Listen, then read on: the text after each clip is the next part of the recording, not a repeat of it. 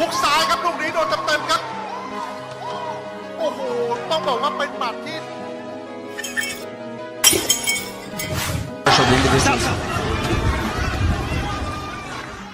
Si Arvin Chon AJ Pastrones, na kilala rin bilang The Sniper, ay isang umuusbong na boksingero mula sa Cebu, Pilipinas, na kasalukuyang nakabase sa Vietnam.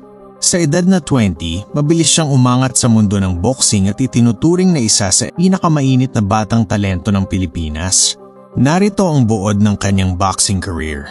Ipinanganak noong September 27, 2005. Anak siya ng dating boksingero na si Dodong Pastrones, kaya ang boxing ay nasa kanyang dugo. Ginawa niya ang kanyang professional na debut noong Marso 20, 2022. WBA Asia Light Flyweight Champion. Hawak niyang World Boxing Association WBA Asia Light Flyweight Strap. Marami na siyang matagumpay na depensa sa titulong ito. Noong Marso 2024, tinalo niya si Wanchai Nyang Hansa sa unang round para depensahan ang kanyang WBA Asia belt.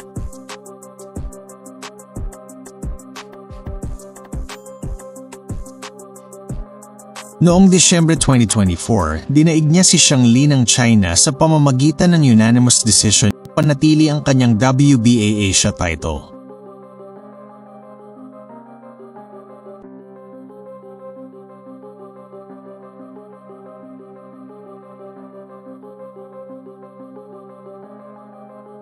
WBO Oriental Flyweight Champion. Noong Mayo 31, 2025, kinuha niya ang World Boxing Organization WBO Oriental Flyweight title sa pamamagitan ng second round technical knockout TKO laban kay Saenchai Yotbon ng Thailand. Ibinagsak niya si Yotbon ng 5 beses sa loob ng 2 rounds.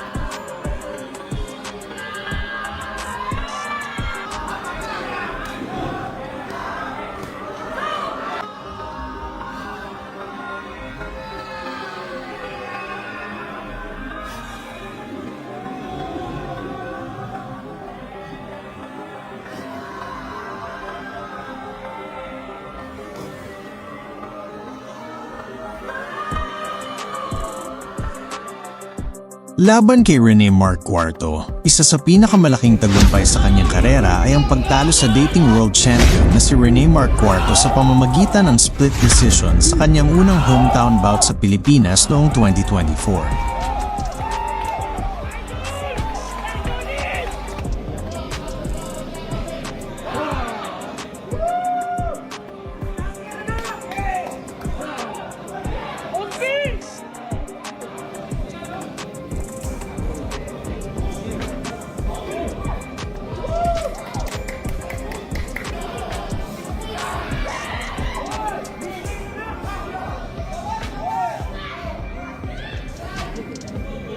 Marami siyang laban sa Thailand at Vietnam kung saan siya nakabase.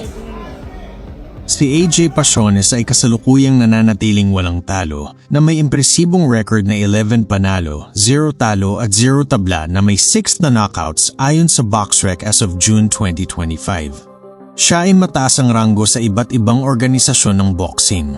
Number 2 sa WBA Light Flyweight Rankings.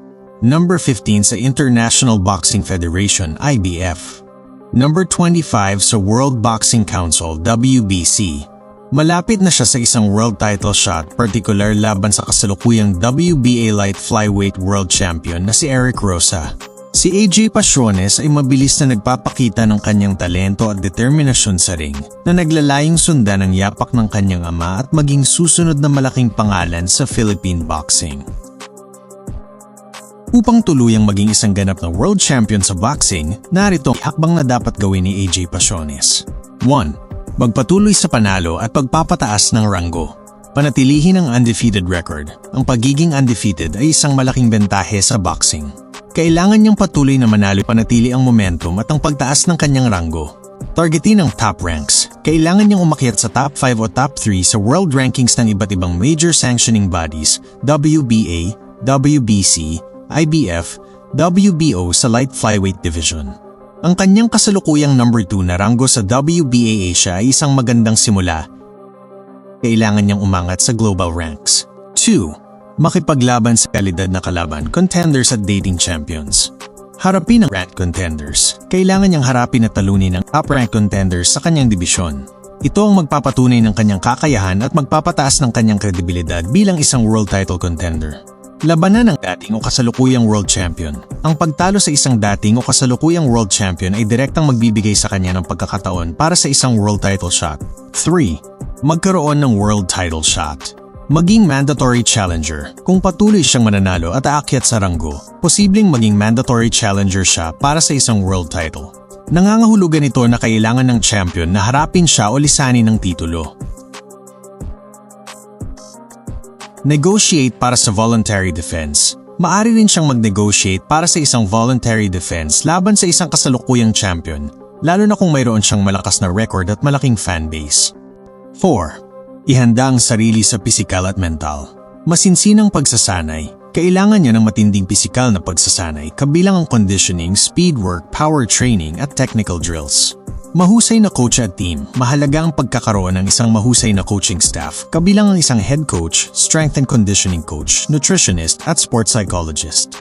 Ang isang magandang koponan ay makakatulong sa kanya na umunlad sa lahat ng aspeto ng kanyang laro.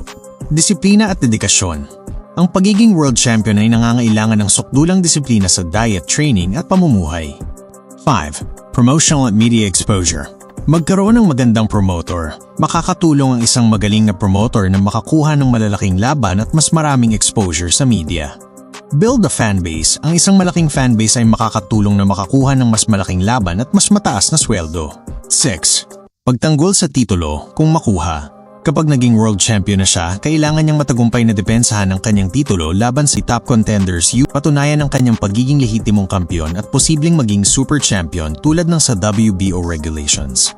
Sa edad na 20, based sa kanyang birth date na September 27, 2005 at kasalukuyang petsa, si AJ Pasiones ay napakabata pa at may malaking potensyal.